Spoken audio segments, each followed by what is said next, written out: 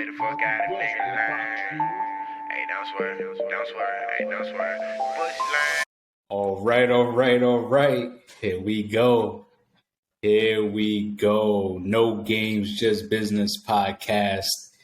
I'm Darius and here with my cousin Jimmie. What's up, Jimmie?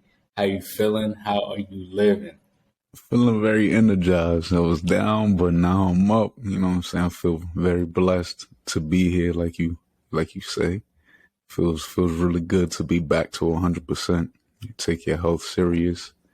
Not necessarily take the flu shot, but make sure your health is intact because there's a big difference without it. I'm very appreciative.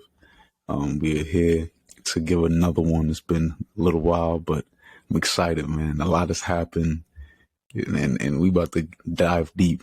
Thanksgiving is around the corner. The plates are going to be full then, but the plate is full now. Right now, we're talking basketball and football. I'm feeling good. I'm ready to run it down. What about you, cuz? Yeah, man. We stepping right into your lane today. I know you big on the basketball, so I definitely am excited to hear what you got to say. I'm glad to have you back, man. You feeling good, feeling a lot better. I know you was out last week, but hey, you right back to it. Like you said, you got to take your health very seriously. And you know what? We here, man. We here. We definitely getting some good stuff. You see, we got the dubs. Hey, we take the win how we can get it, man. Yeah. That's all I believe it at that. A dub is a dub. At the end of the day, it only says W or L or T for tie. And we got a W. So division leaders. I'm happy. We got a tough one this week, but hey, let's see what we got, man. So what are we getting into today? What we got on the agenda? We got a little bit of everything, man. A lot is going on in the sports world. Our Yankees weren't able to, do what they do, but we'll see. But we're going to run it down. We're going to start off with the trade deadline, trade chaos, and we're going to see who our top two trades we felt, made a big jump this year. We're going to talk about Christian McCaffrey, the number one trade. Most people would argue that went down. For sure. We'll get into a little bit of everything, and I can't wait to speak on these young guys who are getting these weapons. So we'll speak on that, and from there we'll go to the top two teams that didn't make a trade, that just sat there and just looked around while other teams were setting up for next year or setting up for a playoff push. That's ridiculous. We'll speak on that, and then we'll go to two teams. We'll go to two players that we believe should have been moved as well. There's a lot of different things going on. We talked about the cream hunts and players that was, a lot of rumors were around, but we weren't really able to see them moved. We'll speak on those guys and give them props, poo-poo on them if we need to. And from there, we'll go into something is rare. You're talking about Steve Nash, a first-time coach being able to get a team like the Nets. And after 26 months, he's up out of there.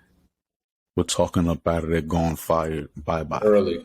And the thing about this story that's funny, I believe, is who his replacement is. And you're talking about the former Boston Celtics coach, Ime Udoka. Now, we'll dissect that. That's going to be a juicy one. I feel like we'll differ there, but we'll see. And from there, we'll go into the guy that we all know and love, Steph Curry. He's been killing it this year. The greatest three-point shooter we have ever seen, we will ever see. If he will, it's a hypothetical hit. And we got to give props. We got to give props to our cuz. We got to give our props to our cuz Flowers, Rayvon Flowers. We appreciate you for this topic. It's very juicy, and we bite into it. You're talking about Curry, 2 more rings, 2 more finals MVPs. Could he pass Kobe Bean or LeBron James? You gonna What, be mad what, at me after this one, man. yo, You gonna be mad at me after this one. I can feel the blasphemy in your voice already. We gonna run that down, and that's gonna be the meat and potatoes, I believe. But from there, we gonna end it off with the fan love. The fans, we love y'all. We appreciate y'all, and we gonna get into that. It's gonna be some basketball talk. We're gonna make some predictions, and we gonna appreciate y'all fans every episode. We're gonna run it down. Let's start at the top with this trade deadline chaos. Who your top 2 favorite trades? Yeah, man. This was definitely a crazy. It wasn't as. It was a little surprising, right? Some players that got moved that was we heard nothing about, but then teams made some splashes, right? Yeah. We heard rumors about Bradley Chubb, which I don't know. I'm like up in the air about that trade. I mean, that's a lot of capital you give up. But, the Dolphins did turn around their 3 first-round draft picks, and they were able to get, I think they said Jalen Waddle.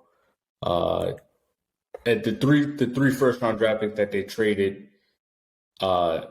away.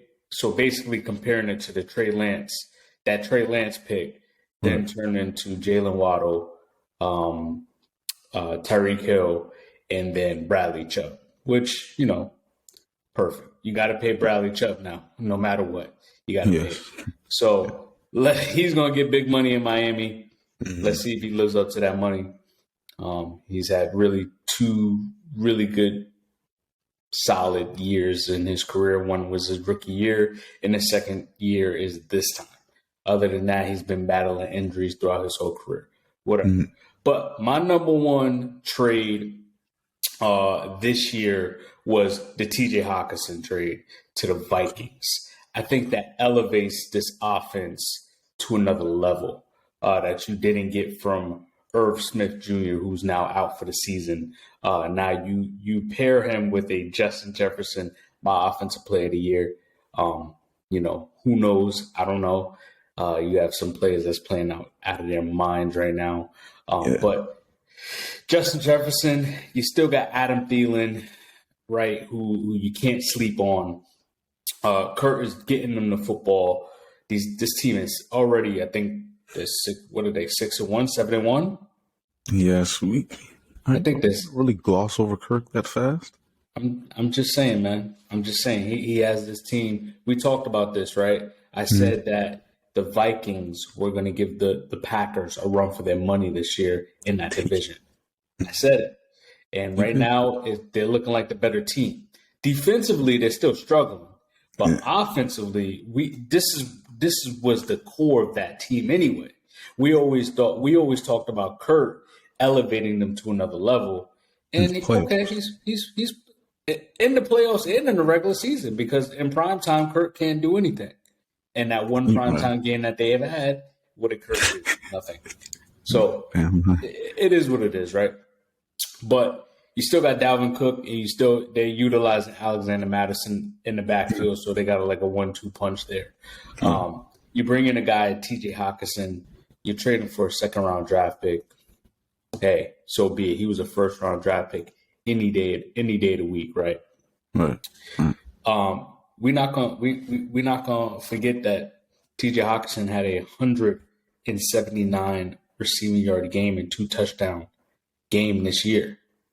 We are talking about, I think he's going to be the number 2 in that offense. So I think it's going to be Justin Jefferson. Then Kirk is going to look to TJ Hawkinson. Mm-hmm.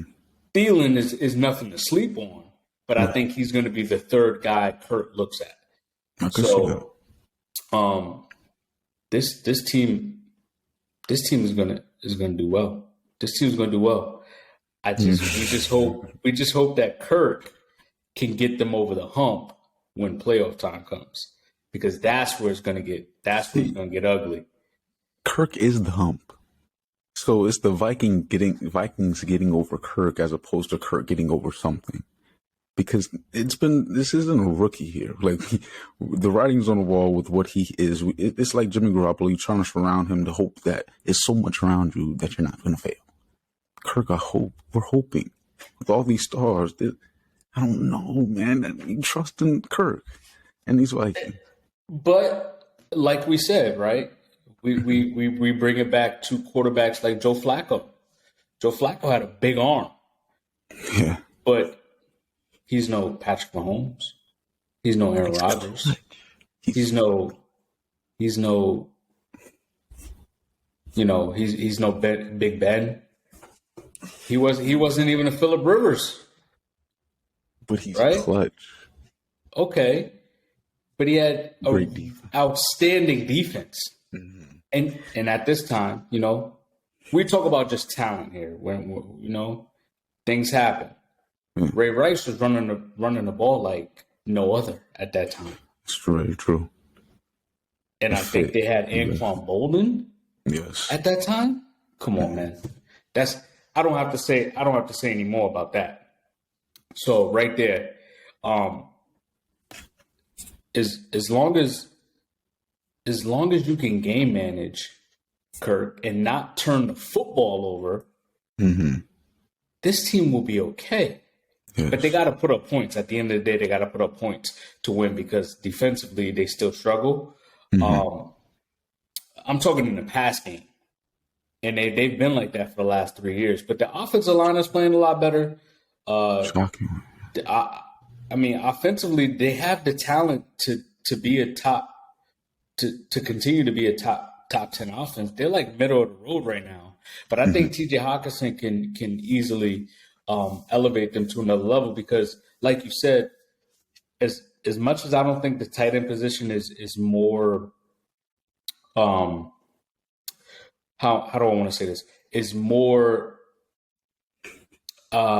needed than a left tackle. We had that debate. I'm gonna have it again.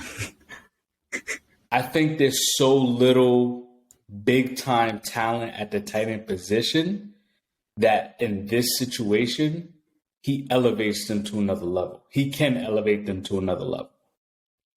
So, I mean, you're talking about a top 10 tight end in the league in TJ Hawkinson. I mean, besides Andrews, Kelsey, Kyle Pitts, Zach Ertz, Dallas Goedert, and TJ Hawkinson, everyone else could just be a plug and play tight end that who? Waller. Oh yeah, Darren Waller when healthy. Everyone else is okay. Throw a dart at the board. Who's going to stick? Who's going to make a play? Yeah, I said Mark Andrews. Yep. Okay. Yeah, So, I mean, that's a valid point. But we're talking about the middle of the field, and if Kirk, like you said, he's going to be the number 2 option, and the middle of the field is just. It's going to be opened up a little bit more. Like we see the effects of Brady without an elite tight end. Or remember Jared Cook and how well he meshed with Aaron Rodgers. Like something about that tight end position. It's very hard to match up. But I like that. I like that trade. I like that pick. Yeah, what's up? What's your second favorite trade? Run it down. all right. So my second one is the rich get richer, man. The rich gets richer. This Eagles team, man, the big time. I think this is this is probably the best trade besides the CMC is the number one trade. Number one trade because you got the best player. This is the number 2 trade to me, and that's Robert Quinn to the Eagles. Rich gets richer, man. This man came off of 18.5 sacks off a bad Bears team last year. And he's like 34 years old. I'm taking Robert Quinn any day of the week to help elevate this Philly team, because you can never go wrong with a bunch of pass rushers. I could mix and match. I could plug and play, and as long as you can get to the quarterback, hey, we okay. So right now, I think he only has 1 sack on the season, but coming to this team, he's easily going to get to 7. I give him 7, right, for the rest of the year, because you still got other players out there that's going to eat. So I give him 7, and from a 30-year-old veteran, I'll take that any day of the week. So the rich gets richer. The Eagles continue to make power moves like they have had done all year. As much as I hate Philly, and I don't hate Philly because it's Philly. I hate Philly because they're fans. But I got to give credit where credit's due, man. This team, everyone deserves a raise in this organization so far this year. Yes. But we got to see when playoff time comes. We got to see what Jalen Hurts looks like when playoff time comes. Because I know that defense is here to play. I know A.J. Brown is here to play. I know Devontae Smith is here to play. Hey, that O-line, you was right, man. That O-line different. They here to play. Yo. They here to play. Hey, Miles Sanders ain't no slouch, man. He's not. You free that man and you give him the rock, he's going to play ball. And if he stays healthy, like you were saying earlier this year, and he's done that. Oh, yeah. Some wood. But Jalen Hurts, when playoff time, we got to see what he does during the playoffs. And I think he can do it. I believe in him. I truly believe in him. So I think the rich gets richer, and I think that's my number 2 trade from the trade deadline. Okay. You're talking about someone we believe in Jalen Hurts, and we'll segue into another guy who reminds me of Jalen Hurts so much. Someone who's going to gradually get better and better and better. And I think this was my breakout guy, Justin Fields. Breakout year. You talking about getting Chase Claypool.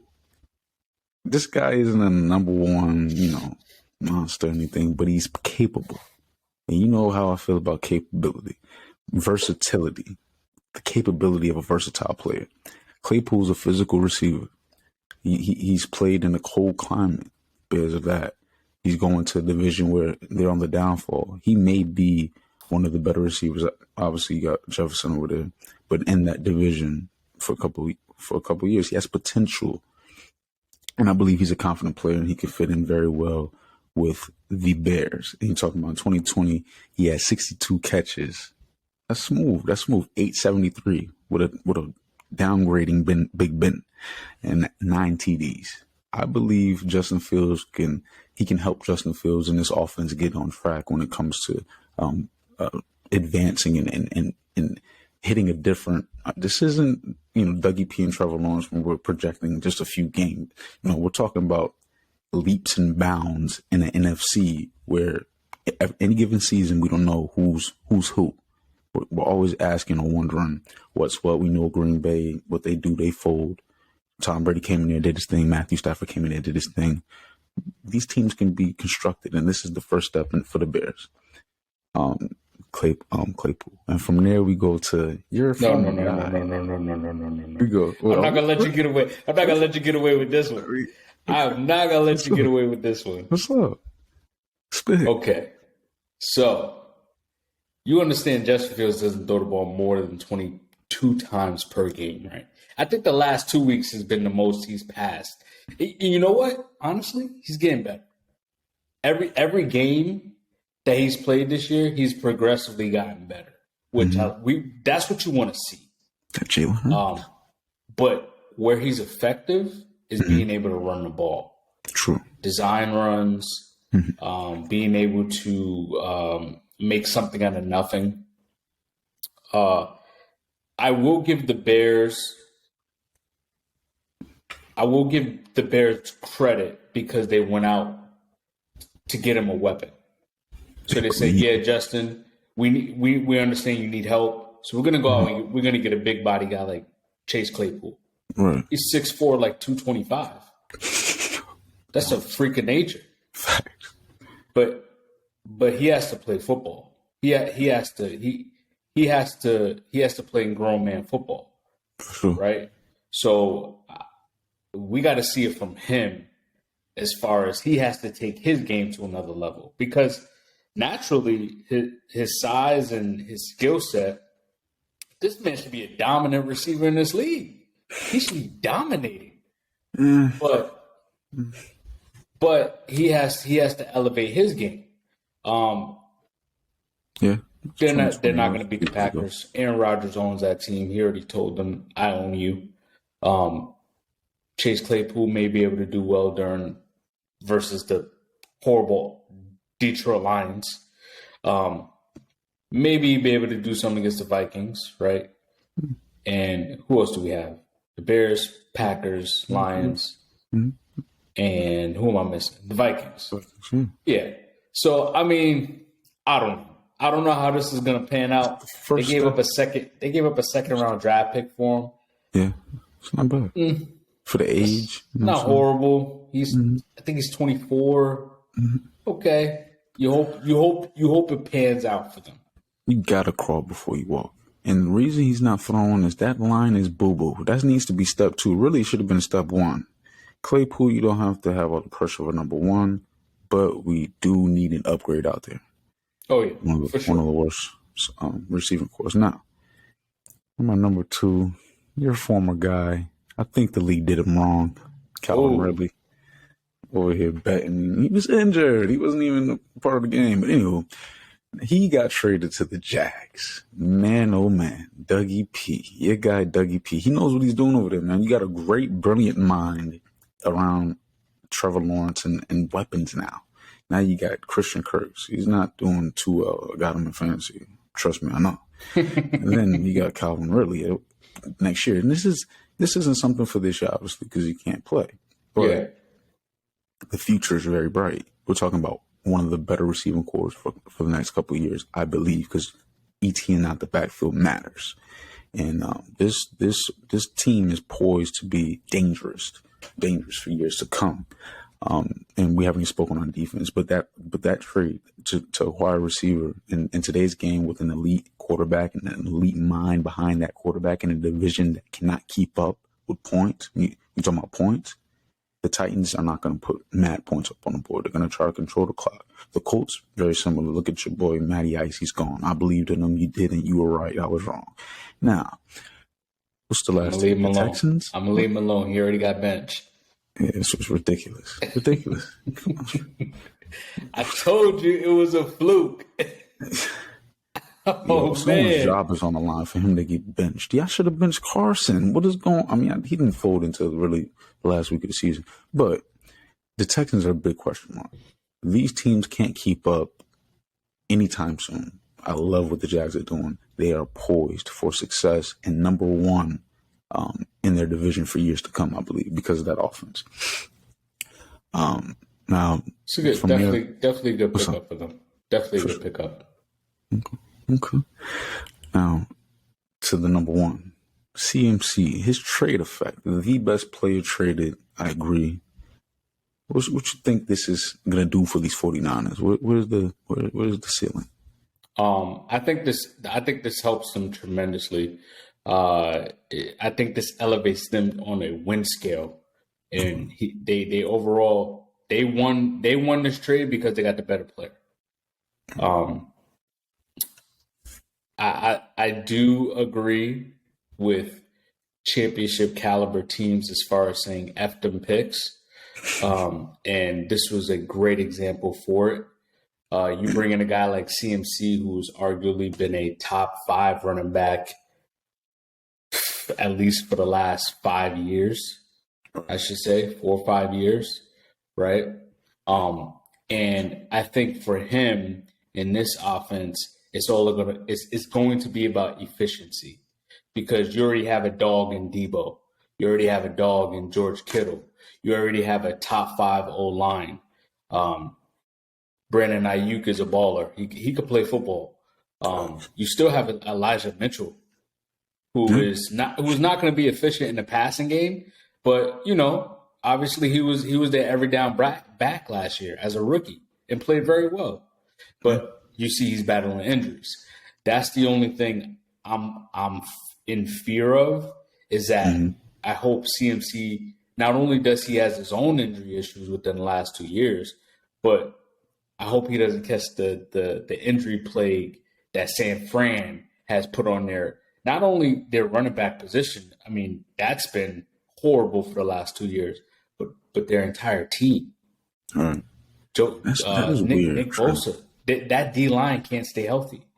They've already lost a corner for the year. You don't believe it's a coincidence? I don't know what it is. Debo can't. he's old. He's typically beat up because he's a very Even physical in player. USC, George yeah, Kittle. he's George Kittle was physical. out for the first 3 or 4 weeks. Right. That's a true So, tight end right there. oh, and I forgot to bring him up in that tight end list. But still, like I just hope he doesn't get plagued by the injury bug of this organization. But I mean, obviously, you can see already when he has a full load, a full opportunity to play. You see what he does: rushing touchdown, passing touchdown, throwing touchdown. He hit you with the hat trick. He hit you with the triple crown easily. That's what he does. That's the type of player he is. He changed dynamics of a full football game. Like, just imagine having a lineup and you're like, oh damn, what they gonna do? Give the ball to CMC or throw it to Debo or throw it to George Kittle? Oh, they got Ayuk out there dotting them up. Come on, man. Come on. That's a fantastic trade, man. That's a big time move. Yes, I like man. that. It is beautiful. And I'm also happy because we ain't got to deal with him no more. So I used to see him 2 times a year, man. Yeah, man. Him and Alvin, oh man, I used to be scared, man. Yeah, man. That pick at CMC, man. It's a top pick, a top running back in the league, the most versatile back, I believe, in the league. And you know how I feel about that V word, versatility. This is the versatility squad. We're talking about Debo, who can play receiver and running back. You highlighted. You're talking about George Kittle, who can line up. Yo, the fullback, Kyle. I mean, we didn't. Yeah, I forgot about Kyle. Yo, this squad is crazy. Like, you can put anyone anywhere and feel comfortable, very comfortable if you're the offensive coordinator / head coach, Kyle Shanahan, a great mind. We're talking about levels up. Sorry, Dougie P. Kyle Shanahan is creme de la creme. Fake Sean, not you either. Kyle Shanahan is flexing, even without Debo. Christian showed.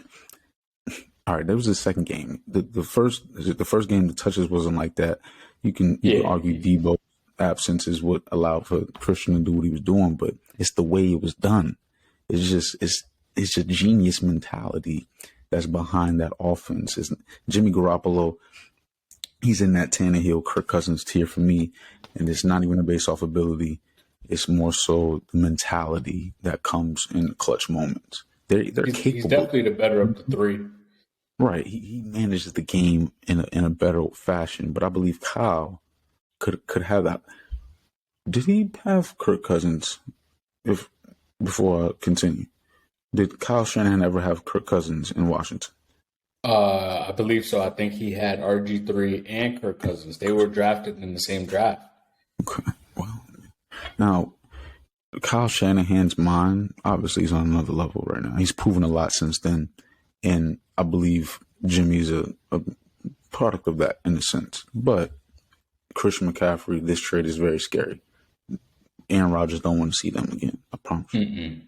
This team is the most scared. I believe the Eagles. No one wants to see them, even with Jimmy G behind center. Imagine that playoff game, Philly and San Fran. Oh my gosh, someone's getting hurt in that game. Facts. The lines going at it is crazy. Like the trenches.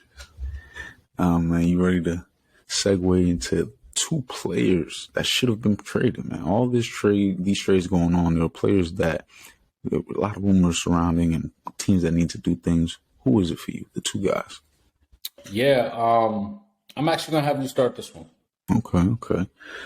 Well, it really irks my nerves because Brandon Cooks, he used to be a Patriot, and there's a lot of teams that needed a deep threat, someone who to take the top off the defense, and I believe the Patriots is one of them. Green Bay as well. This guy has done a lot for the Texans. He's been loyal, and he actually has some news or some dirt on him that he was alluding to when the trade was not going down, and he believes that they're playing with his career in a sense. So I'm not going to assume anything, but we know what's going on surrounding the Texans. And for them not to trade him, I just think is utter blasphemy after what he's done for an organization that hasn't done anything for him in a sense besides pay him up. And he has a beautiful contract. But it's Brandon Cooks for me. Brandon Cooks is a guy that he's not known to be like one of your top receivers, but his effect on the game is different. You're talking about a Will Fuller type of guy, but he stays healthy, sure-handed. You know what I'm saying? He can take the top off from the outside the numbers, inside the numbers. So it's just elite skill, elite speed that I feel like could have been maximized. And my other guy is Kareem Hunt.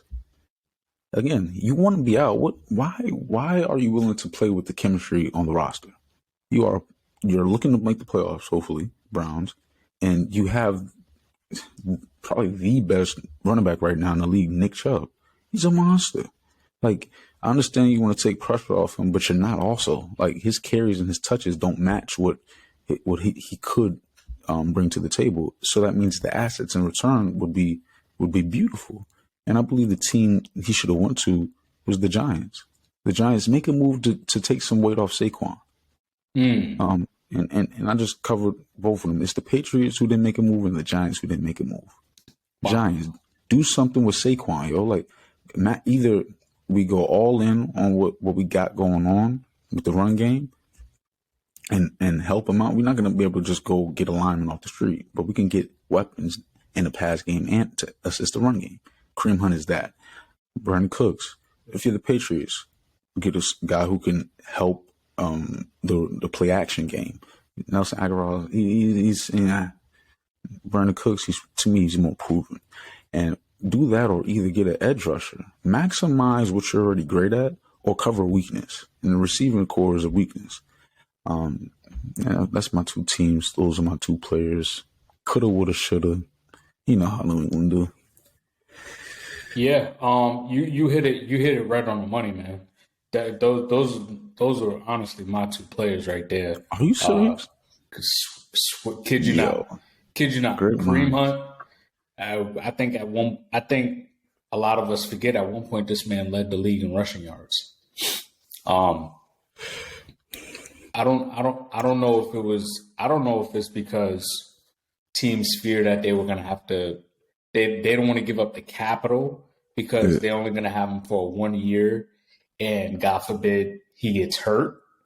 Now they're liable as far as they lose. They get the shit end of the stick because now they acquire this asset and now they lose him for the year, right? Or maybe teams are still nervous because of his previous off the field incident, right? Who knows? That definitely matters. Who knows?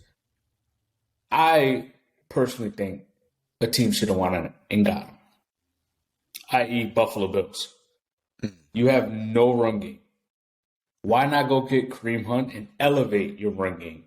He could still everything Devin Singletary could do, Kareem Hunt can do. But not only that, he's also a pound-for-pound running back. He can be an every down running back. So why not elevate your offense there? Why not Philly? Why not Philly elevate your team even more? They wanted a fourth round pick. They wanted a fourth round pick for Kareem Hunt. Why not send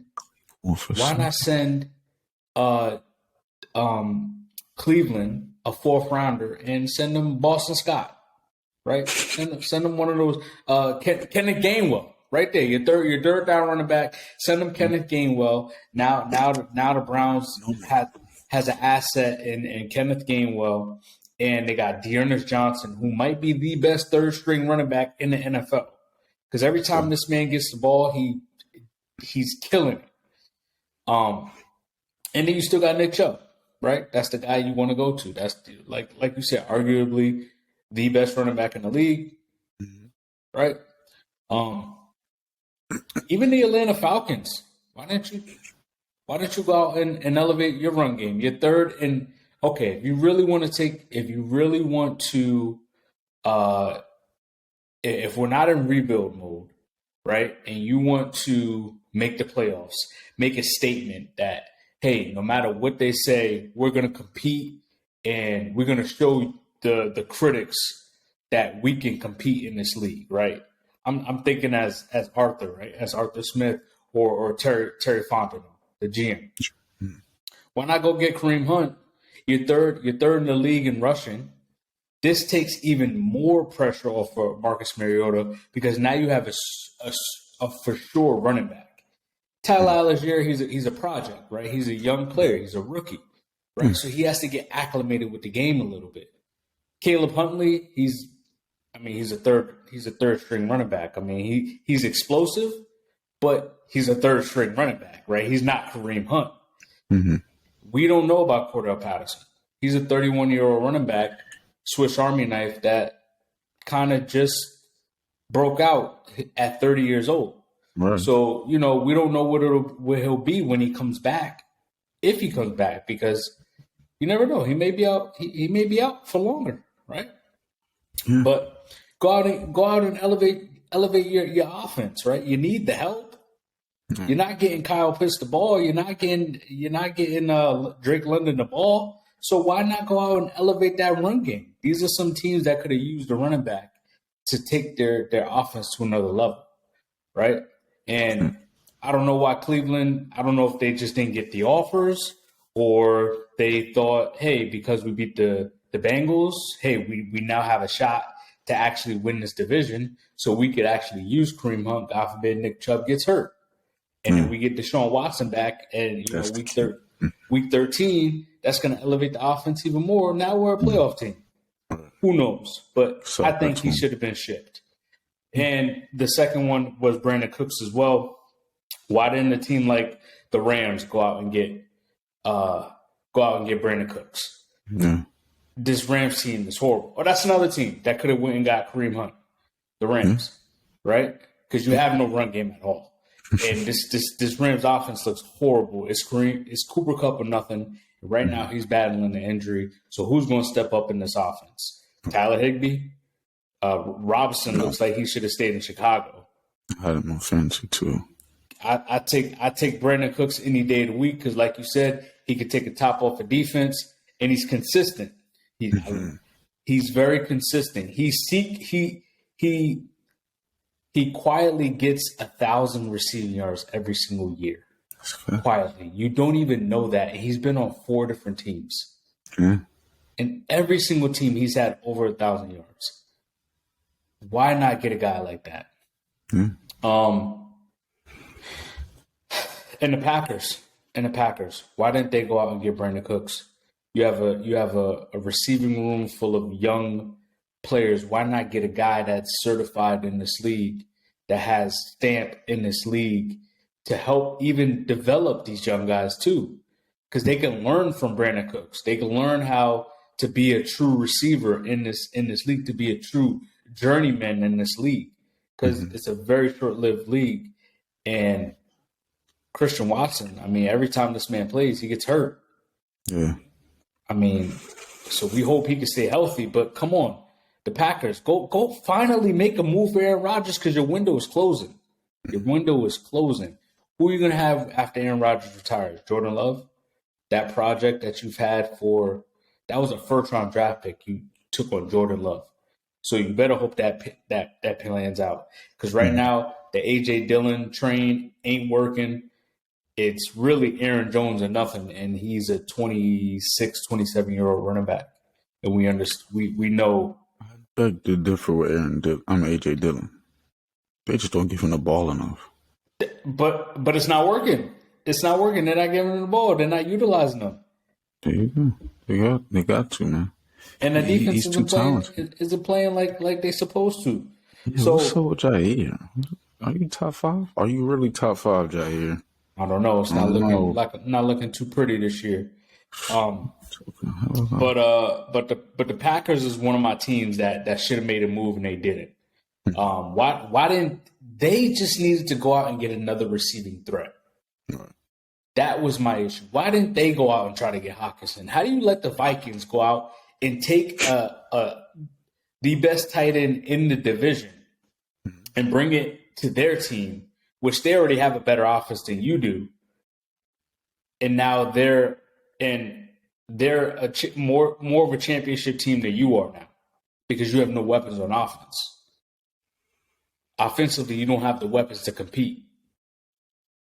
Let's line up the Vikings team to that Packers team Today. Yeah.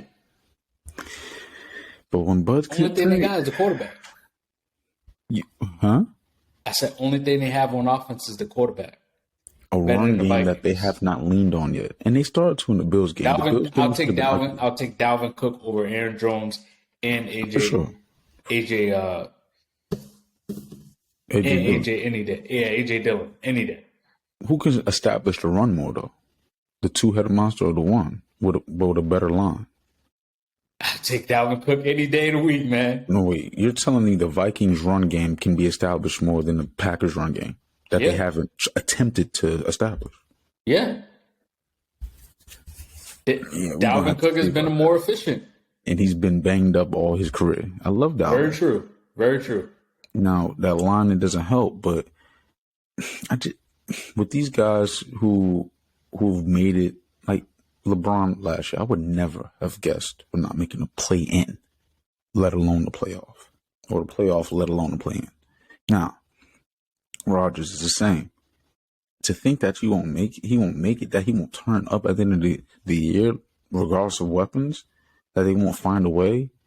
Matt, your job's on a line at this point. And what's clear is you have one of the best linemen in the league, top 5 unit, and you have maybe the best 1-2 punch besides Nick Chubb and Kareem. Like, I don't even know. Like, it's just not being utilized correctly. If the Packers miss the playoffs this year and Matt LaFleur doesn't, if the Packers don't start off 6-0 next year, he's gone. Oh, if they don't make the playoffs, he's gone. They lose 3 out of the first 5 games, he's gone. He won't even make it this next year if they lose. If they don't make the playoffs, you talking about NFC Championship loss. NFC Jimmy Garoppolo lost multiple times. 13-3, like what? And then no play. I don't know. I give him the benefit of the doubt because they kept Mike McCarthy for so long. But he won a championship. Mm. It's the only thing. But they should have won more. So my second team is the Houston Texans. Okay. I'm mad at them because they didn't make any moves. I see them as that project team.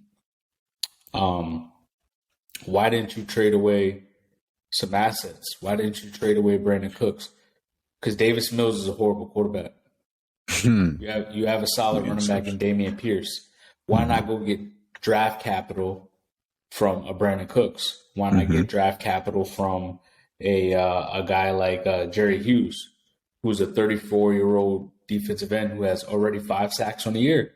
He's trending to have about 10 to 12, right? Why not get some draft capital, build through the draft? You already have the coach. I like Lovie Smith. I think he's a solid coach. So why not build through the draft like some of these other teams and change the culture? That's what some of these teams have to do. They have to change culture. And you know what? I'm actually proud of the Panthers for not trading all their assets. Because for me, the Panthers is all about culture.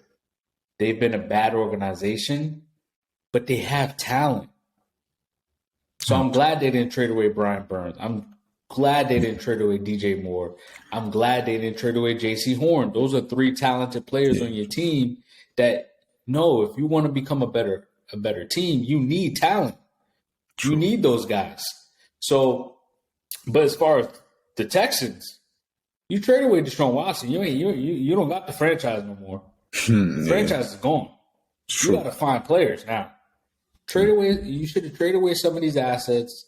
Get some players. Build through the draft.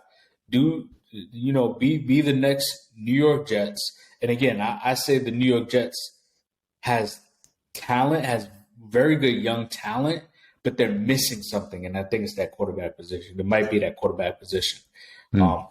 But even the Giants The Giants is even though they're living and dying off Saquon, the culture changed.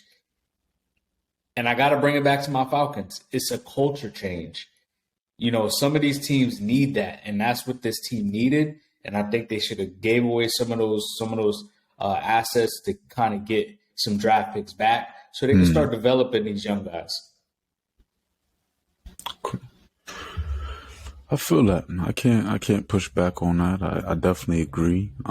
Culture can flip a lot of different things and establish things that are bigger, or result into more than what one player can offer.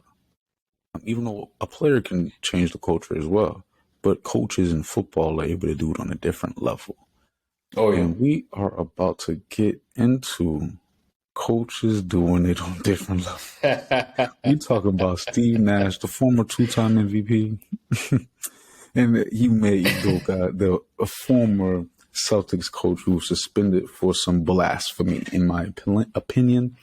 Now, when we're talking about levels, we're talking about Steve Nash. Man, that's in their conducts. That's in their code of conducts. That's in the Boston Celtics code of conduct. When we're talking about NBA, there are other teams, and we've seen what they did this week. Steve Nash up out of there.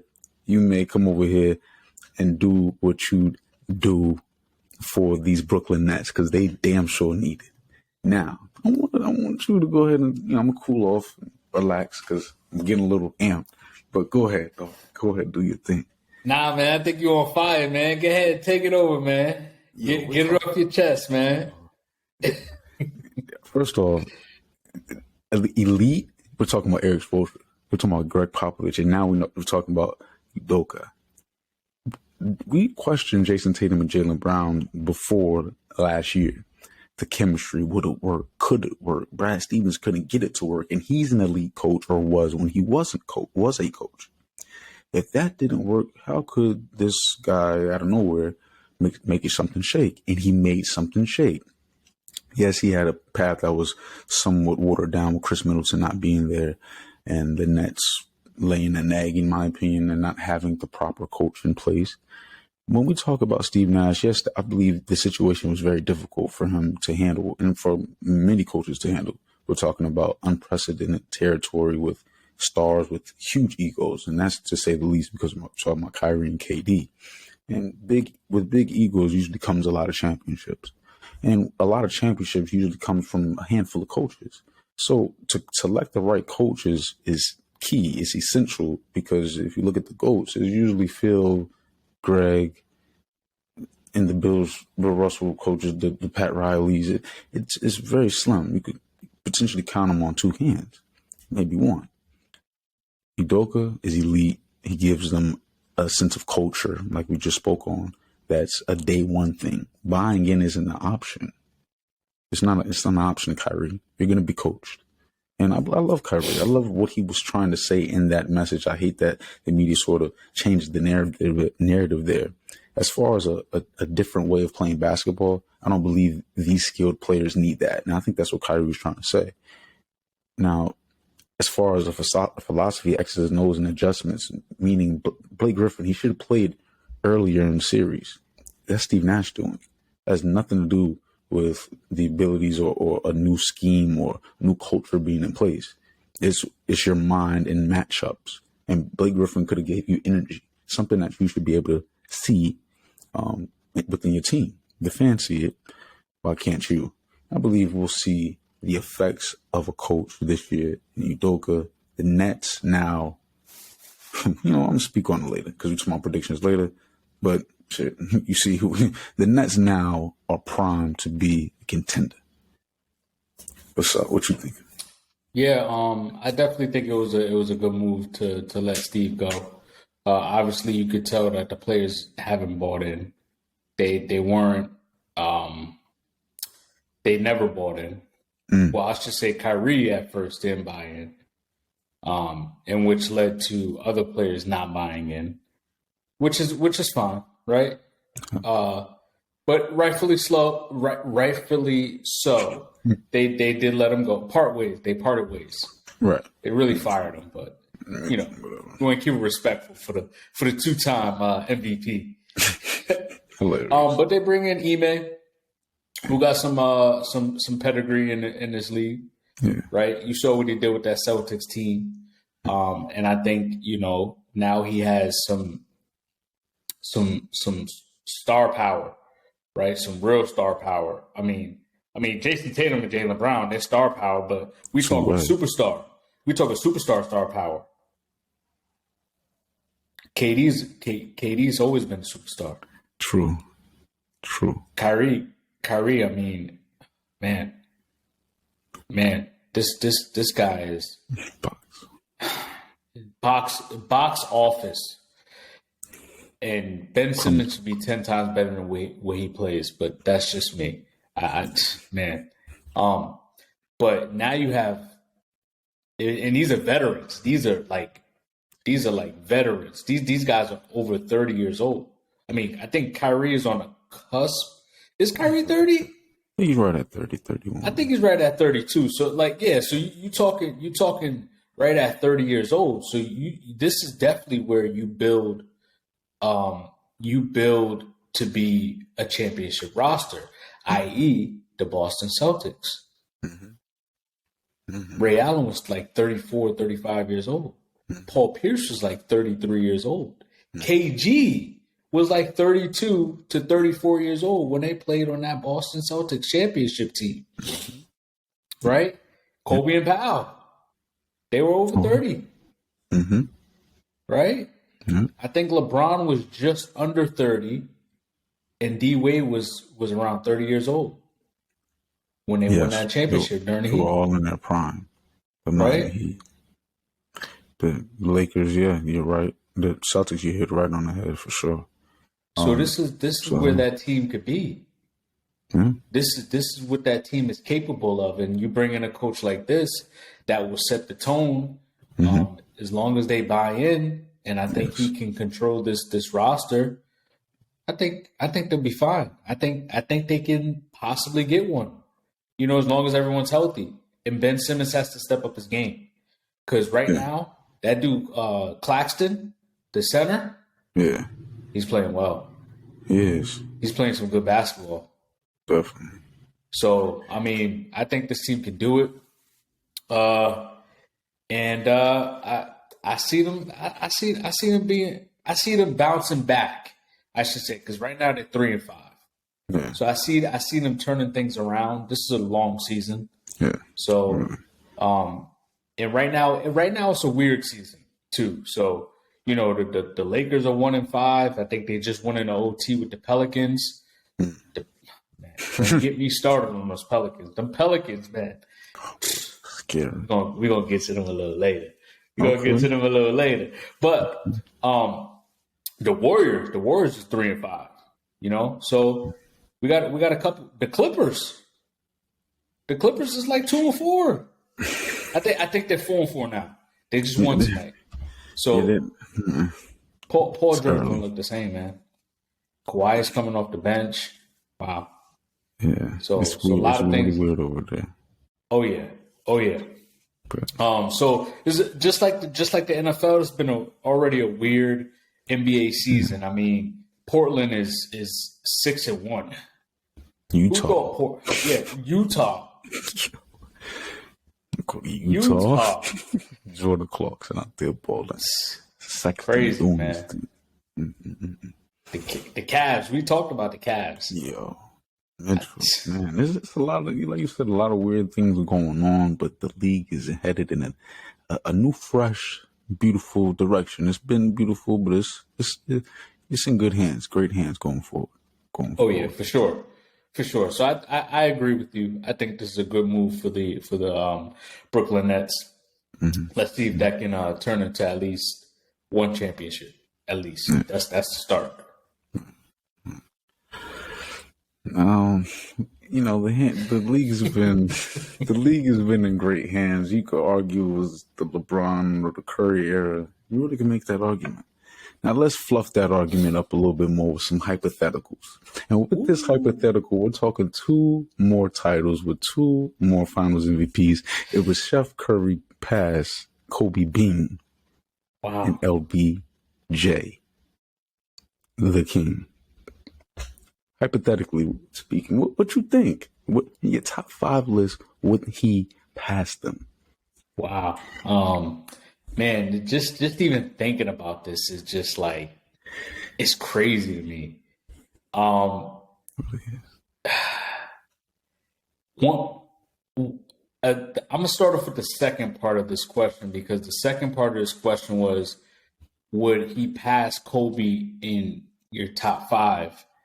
And when we went over our top 5s, I had Steph Curry in my top 5. But my top 5, I could explain why I have my top 5. And not even in any order. I'm just going to say 5, right? Mm-hmm. I got Jordan. I got LeBron. I got Shaq. I got Magic. And I got Steph. The reason why is because all 5 of these players, they're almost one of a kind. They're almost one of a kind. What even today, who's the best player to ever play in the NBA? Everyone's typically gonna say Michael Jordan. I'm not everyone. Kobe Bean. We had this conversation with Bean on it, okay? You said the best player too. Oh my goodness. You said the GOAT. And that's very clear to me. We talking Jordan and Kobe. You taking Kobe? I'm taking I'm taking we Jordan. need to have a whole other second. And you said both. We're not talking about accomplishment here. We're talking about ability, best. Kobe's damn sure is that. But you go ahead. I digress. Yeah. So I still got Steph in my top 5. I have Kobe at 6. Okay. The reason why I got Steph in my top 5 is because he changed the whole dynamic of a game. Like, when you shoot a jump shot, you like Kobe. It's like, it's easy. It just flows, right? It's Kobe.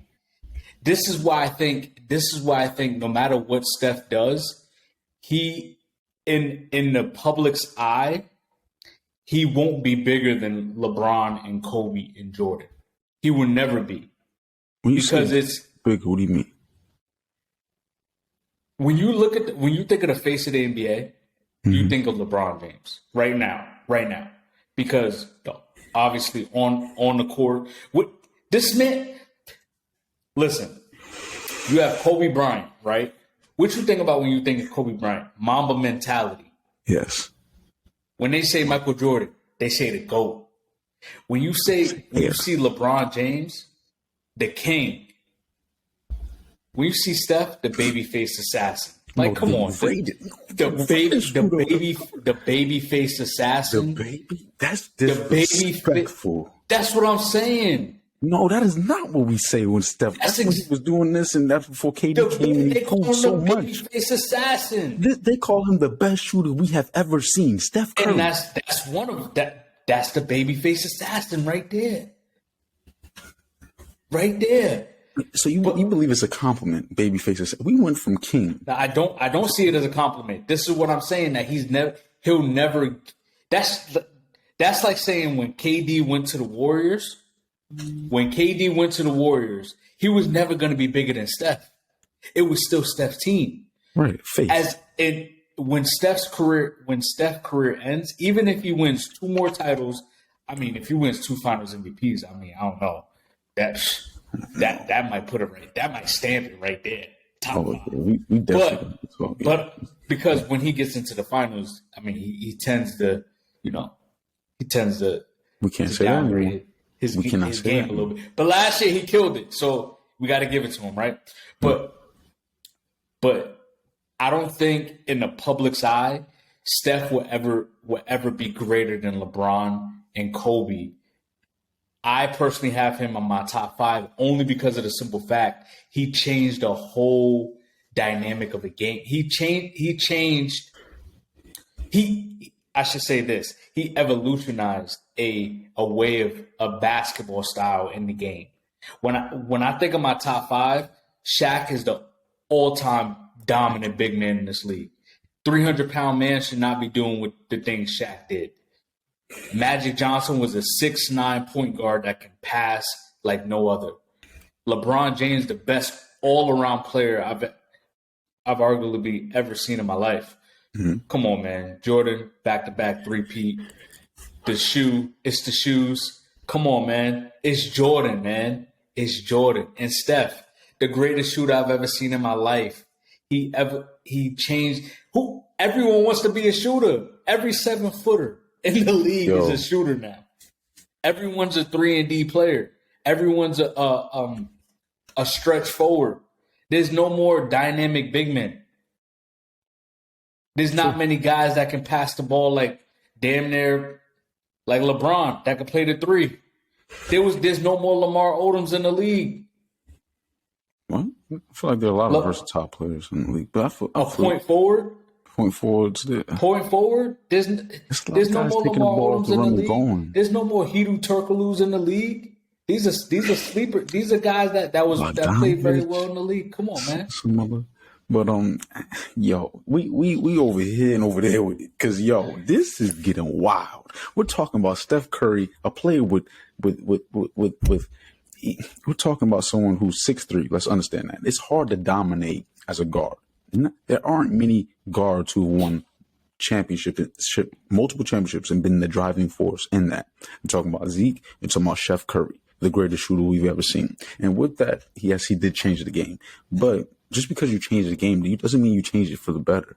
When I look at the game, I believe this is one of the easiest errors in basketball, partially due to Steph Curry. So when evaluating talent, it makes it that much difficult because this is one of the easiest errors in basketball. It's not just because of Steph Curry either. That system isn't just because of him, but also the refs as well. That makes it hard, and this era makes it easier for him to get the shots off, where he gets it off, how he gets it off, and things of that nature, because he's defended very, very differently.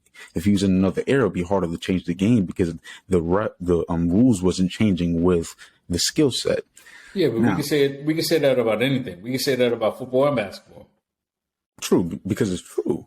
Like, we can say that because like if Wilt were to play in today's game, the game doesn't cater to certain things. Shaq will play differently in today's game, regardless of how dominant he is. Which I said that last time. I said he wouldn't get away with a lot of stuff that he used to be able to get away with. But he'll be dominant in a different way for a different reason. I believe he'll be a great passer in this era because the amount of spacing, and you have to pick your poison. Like, it would just be a different beast potentially, because he can't be that beast because the game doesn't allow him to be that same beast. But he can be a beast in a different way. We don't see Giannis drop step and dunking on dudes all the time. He's not always.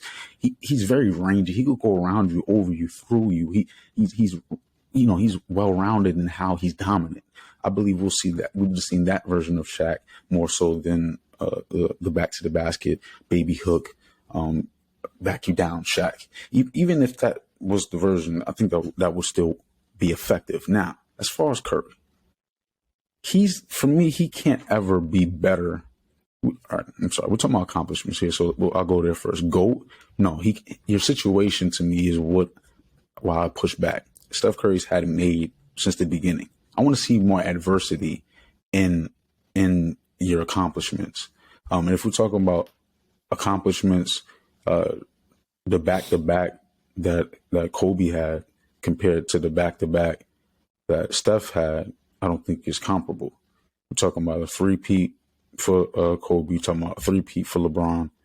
I mean, the back-to-back championships for LeBron, Curry. Like, when we're talking about these accolades, they can match up. We can talk about Kareem, who has 6 Finals MVPs, 6 championships. You didn't even mention him in your top 6, 7. Which is crazy to me. You're talking about Tim Duncan, who has 5 championships. He has multiple MVPs. His accolades. Right, but if Curry already is in your top 5, and he ain't even won the two titles and the 2 Finals MVPs. So he has 4 titles. Right, he has 4 titles with 1 Finals MVP. Like, and then here we go. He's such a liability. When we're talking about GOAT and top 5, and same thing with Shaq. My GOAT, I'm so sorry. You got to be able to do almost all things. I can't. Shaq relies on too many other people. Bring the ball up from himself, create for himself in a direct way outside of, let's say, 19 feet. Kareem couldn't be generous. He couldn't. Kareem couldn't do that. Kareem was a true big man. But Kareem also had finesse the most unstoppable shot of all time, actually, and he did it without shooting threes. You talking about scoring? He was able to Shaq never score. shot threes. Right, but Kareem is a better scorer than Shaq. Kareem is maybe not as dominant as Shaq in a given night, but throughout his career, his longevity, his hook shot, his finesse, his versatility, his ability, but he also needed a lot, and that's why he's not in my top 5. Shaq's not in my top 5. Centers, it's very difficult for small guards and for centers to be in my top 5 because you rely on the other positions way more often than what those wing positions do. Typically from the 2 to the 4 position, those guys, you can potentially give them the ball and say, take us home on both sides of the ball. When we're talking about two-way ability, Steph Curry has almost none. When we're talking about superstar, great players. Steph Curry is not a superstar, great defender ever in his life. He's a liability, to say the least, defensively when we're talking about comparing him to Kobe, LeBron's, and GOATs. Kobe and LeBron, their ability, as far as skill set, the gap isn't big. It's not huge. Steph Curry, there are things that Kobe and LeBron could do that Steph Curry can only dream or wish of. When you talk about shooting and changing the game, it's easier for Steph Curry to change the game than any other player because he looks like the almost closest thing to the Joe Schmo you see in the street. He's 6'3". He's closer to the average height of a man. So when a man thinks about, or a woman thinks about being great, the thing that I can do is shoot. I can get outside and put up mad shots and work on my skill. A skill is something that you could work on. Athleticism, along with the skill, is something godlike, demigod-like. Kobe and LeBron are demigods. Steph Curry's a demigod in his own right, but it's not because of God-given ability. It's his work ethic and his skill set that he's put in more so than anybody else, and it's clear. There's a difference. Kobe has that killer mentality where he can dominate a game on both ends of the floor, but he can also drop 40 and still play very good defense. The reason why, again, I'm going to keep emphasizing this, the reason why Steph is in my top 5 is because he's changed the game. He's changed the game so much. The analytics, they say analytics is going to get a lot of people fired. But analytically, they said the three-point shot is the best shot in basketball. So you say he ruined the game, but analytics, I didn't say analytics state that the three-point shot is the best shot in a basketball game. So that's for this era. And when you say that Steph had it a little easier, is because his championships, 2 of his championships came with KD. It's a combination of the situation, which is what you're speaking on, but also how he changed the game made it the easier era, along with the rule changes at the same time. The way he changed the game was the easiest way to change the game. Not everyone can change it. Again, shooting is a skill set. Being big and dominant is something that God usually gives you. Being big is kind of what God gives you. Being dominant is being, because you don't have to be dominant. It is sort of mentality. You're right, because Curry's pulling up from half court. That's a mentality. But even with that mentality, you can adopt that mentality without God-given abilities getting in the way. Like Steph Curry, there's only but so much, quote unquote, God gave him when it comes to dominance in a physical demeanor or physical manner. It's more so a skill set on some Kyrie junk. The handles, he has but those handles don't equate to buckets. Steph Curry literally puts the ball in the basket from mad feet away. I get it. And longevity wise, he might pull barring on how long he really wants to play this game. Mm-hmm. But out of everyone, he'll probably have the longest career because he could just shoot. Exactly. He doesn't have to do much. Right. Why did Ray Allen have such a long career? Why was Ray Allen able to play up until he was I think Ray Allen was like 37 years old. Was he? Yeah, someone. Yeah, Right when he won that championship with the Heat. Mm-hmm. Mm-hmm. So Miami, I mean, this is for you. KG ain't like that, man. Not at all. Rondo, yeah, Rondo ain't like that either, man. But I definitely think no matter what Steph does, I don't think he'll be bigger than LeBron. I don't think he'll be bigger than Kobe. Wait, you did say that bigger. I do push back on that because this era is not just LeBron's. This is definitely Steph's era. This is definitely Giannis's era. I think Giannis is the face of the league right now. He is the face of the league. This is definitely Luka's era. So there's a couple. Don't try so me, man. Luka, they just get the era card. Luka, man. It's the next generation. Luka is the best player in the league besides Giannis. And the only person that can argue defense. I don't care when the man can put up 30. I have to say this. When the man can put up a triple-double easy, I don't care. I put defenders on the court. Get away with this. I remember years ago we used to go back and forth. James Harden, Russell Westbrook, and I was defending Westbrook. He's getting triple doubles. He's defensive, getting rebounds. He's athletic guard. He's about James Harden is getting close to triple doubles, and he's almost a good defender. He wishes. I could easily say that they're equal. They're kind of equal. It's either you get the 30 points and you get the 9 assists from James Harden in the first round exit, or you get the triple double from Westbrook in the first round exit. So it really doesn't really matter. We're gonna dissect that because what matters is the spacing Harden had to get those numbers. Westbrook was working with Andre Roberson. James Harden was able to create his own shot. He was making shots that. Westbrook, come on. Westbrook is a dog. He has a dog mentality where he's like an Energizer bunny. Like he's everywhere. He's everywhere around the court. So like he loves to play basketball so much, he'll do anything. He'll do anything and everything. And he'll put everything on his back. But sometimes it can hurt and benefit the team.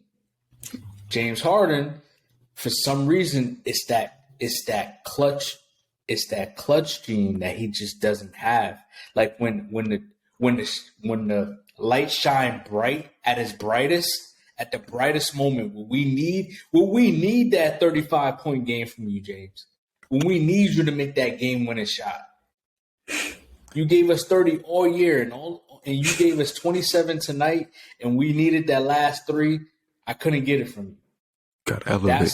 That's the issue with James Harden. But I will continue to say it. I'll continue to say it. Steph is in my top 5. Kobe is number 6. Kareem, Tim Duncan, they are in my top 10, but not in my top 5. You know what? You throwing your top 5 out there. Let me just do a friendly reminder of, the top 5 from yours truly. Kobe Bean, MJ, the Air, Tim, Mr. Fundamental, LeBron, King, and the Dream. When we're talking about a center being dominant, not having many weaknesses, being able to do more than Shaq, be dominant inside, be dominant outside, be a leader, and do it without an elite guy on his level. Kareem didn't do that either. Oscar, Magic, Worthy. The Dream needs respect. I'll just leave it at the 5. No, my fault. You talk Kareem 6 for me, Magic 7, Zeke 8, Shaq 9, Bird 10, Curry 11. We're gonna act like Magic Johnson and have to sub in and play center for the Lakers at one point. His rookie year, in the middle of a series, it's not like he played center for a duration of the. He won a championship his rookie year. Obviously, he had Kareem and everyone needs help. You can't do it by yourself in the NBA. That's true. But to I would do say with those elite guys, the only player that was able to do it by himself to win a championship was Dirk Nowitzki no. and that fucking Magic's team. I mean, Jason Kidd was still averaging, 9, 11, and like 9, 7, and 11. But still, like you had By complimentary himself. players. Yeah, you're right. The Pistons. I mean, These are teams without, like, we're talking like superstars. Right. But the Dream? Are you serious? No. I'm not mad. As a Rockets fan, I can respect it. I can respect it. I appreciate that, actually. And T-Mac's my favorite player, so. Smooth. That's smooth. I love that pick. A fan favorite. Now, speaking of the fan favorites, we got some fan love to give out here. We sure do. I'm going to hand the baton off to you. What's up, cuz? We sure do. So, we have another question from Rich Marcelli. Nice. Appreciate the question. Mm-hmm. Appreciate you tuning in. Appreciate the love. We got, what are your predictions for the NBA championship and how far are the Lakers going this year? Mm-hmm. I'm going to let you start this one. Okay. The Lake Show, but don't drown though. I'm a believer. And this just happened recently. Westbrook coming off the bench, showing me a mentality that I would love for my daughter to see, to learn from. Just because your role changed doesn't mean you can't affect the team in a positive way. And your mentality, it starts with your mentality. Westbrook's mentality reminds me of Melo. He's like, oh, they want me to come off this, I'm coming off the bench, joking around. Man, come off the bench. That was funny. You thought it was funny. Bring your ass off the bench. Off the bench. You're talking about a 6th Man of the Year candidate. I'm here to say it now. If he does not get traded, Russell Westbrook may be one of the first, probably not the only, but to win an MVP and a 6th Man of the Year. A beautiful story, not needing the shooters to do so. Now, speaking of shooters, those LA Lakers, how far are we going? I believe it is the first round exit. I believe it is through the play-in tournament. And there's that. Now, as far as you want to go, let's run it down to the Lakers. I want to hear it. I got it. Yeah. This crazy. I agree with you. Oh, okay. I'm 100%. That was the same thing I felt. I felt like it's gonna get better. Westbrook coming off the bench has already 2-game win streak. They just beat the Pelicans. That's what I was looking up. Okay. So they pulled off the win in overtime to beat the Pelicans. And I think it's gonna benefit them. We're gonna rock the baby for Russ. He did get 13, 7, and 9. Him coming off the bench, I mean that's gonna benefit them. Even though they're 29th, and we're not gonna go over their faults right now. Offensively, just know, offensively they're not playing very well. They're not shooting the 3 very well. They're not putting up enough points. Yeah. But they're on a 2-game win streak. Yes. They're 3-5. Things are going to turn around. Offensively, they're going to get better. And I think having Russ coming off the bench and controlling that second team, being able to do what he does for the second team is going to benefit this team tremendously. Yes. They do need to shoot the ball better. Obviously, we know that. They play defense.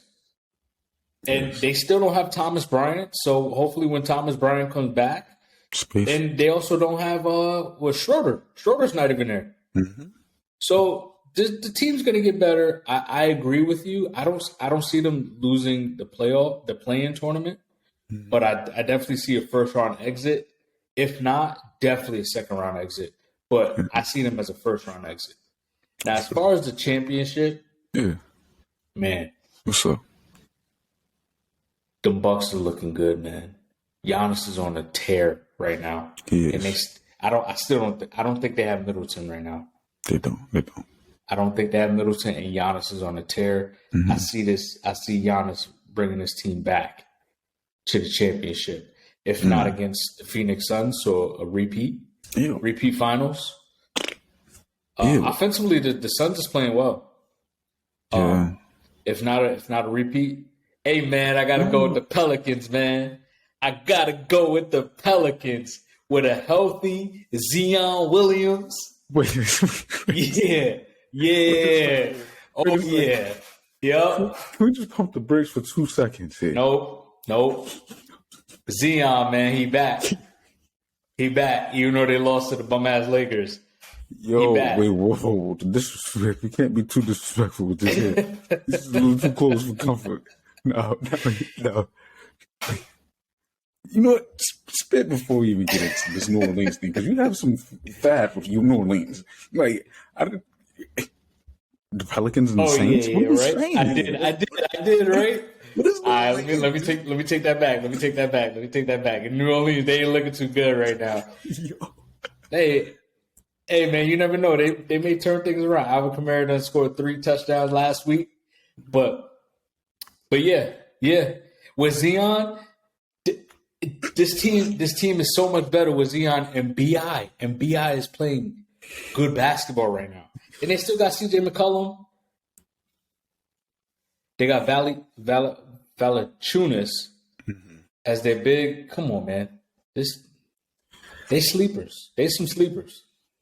What's your championship looking like? I don't even know where to start. I almost lost my train of thought. But then again, I can't, because this this thing right here, we about to see. The Nets. If you asked me this 2 days ago, man, the Bucks, I would have said it with you, because Giannis is the best player in the league, and he's here to prove something with or without Chris. He's here to prove something. Now, Ime Udoka is the difference in contention and how far their contention will push the Nets. You will see how, yes, in basketball, usually the player affects, things more than any other sport. He's playing both ways and things of that nature. The coach, he has an input, but the player, it's the player in basketball. This year, we're going to say it's the coach, or we may think it is, or we might go back to, is it the player? Because KD is somewhat getting his way right now. We're not going to just let this slide by. Steve Nash, you're up out of there. Udoka's here for a reason. KD is partially that reason. He says Sean Marks, Steve Nash, or me. Well, right now it's Steve Nash or Sean Marks and KD. So, but they already showed that they wanted KD because they didn't trade him. Oh yeah. Warriors, they're back to do it again, back to back. Now, the Nets with Udoka, it's gonna be a beautiful matchup. Something the Bucks wish they could be a part of. Yo, that would be crazy. That's a crazy finals. Warriors versus Nets. The highest rated ever. Yeah, that might be the highest rated. KD comes back and beats the Warriors. It shows why he was the top dog of that team. The storyline. Babyface assassin just shoots the lights out. Respect on his name, please. The greatest shooter we have ever seen. They call him the babyface assassin. The babyface. You need to put more respect on this guy. The greatest shooter. I mean, now they used to call him Babyface, you know what I'm saying? Yes, Babyface. And, he's assassin. Babyface assassin. But, the title was the greatest shooter we have ever seen is way more respectful. It's way more respectful. It literally says in Google, Babyface assassin. And it's going to say Chef Curry, too. It definitely does say Steph Curry. The Golden Boy, I never heard that. But Golden and Steph, okay. And light skin. Come on, man. But I like the babyface assassin. That means he's quiet but deadly.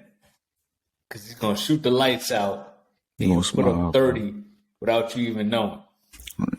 Off 10 threes. Efficient. High 40s, mid 40s. Crazy. Man, this was a juicy episode, man. Yeah, this was, man. Yeah, this was. I see that Steph Curry. I knew that was going to be a crazy one. The blasphemy. But it was definitely insightful, different perspectives with great minds behind the perspective. Sometimes great minds think alike, and that happened twice. Oh, yeah, for sure. For sure. But this is definitely a good episode, man.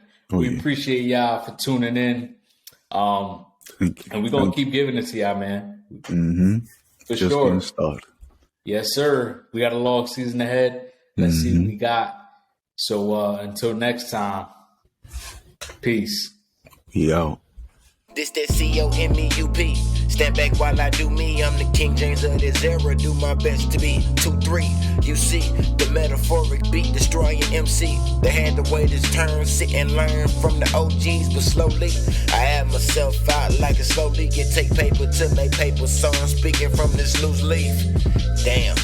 I ain't even gotta talk about it. They said you public in the basement, but your songs is private.